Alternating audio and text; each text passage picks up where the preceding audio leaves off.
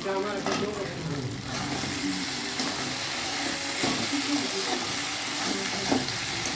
খালি ভাজা ভাজাই থাকবে। এটা মশলা জল ছাড়া হবে, এটা খালি ভাজা ভাজা হবে।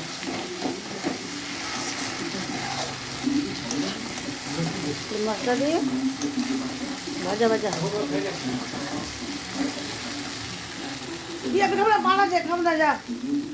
এখন মিষ্টি নিয়ে নাতি খাওয়াচ্ছি। পয়লা বৈশাখে মিষ্টি সরাসরি করছে বাড়ির মধ্যে।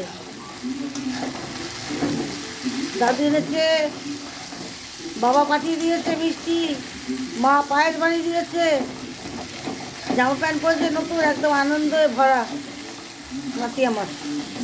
মিষ্টি মুখে খাইয়ে দিচ্ছে। আমার মুখে আছে পান, পান ফেলে কেউ মিষ্টি খাবে?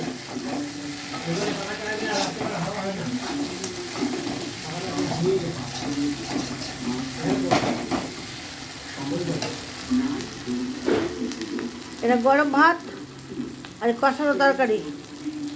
যে খাবে চলে আসো পয়লা বৈশাখের দিন। আজকে এরকম আমার নাতি আর আমি খাবো, ভাগ দেবো তোমাদেরকেও। সবাই চলে আসো।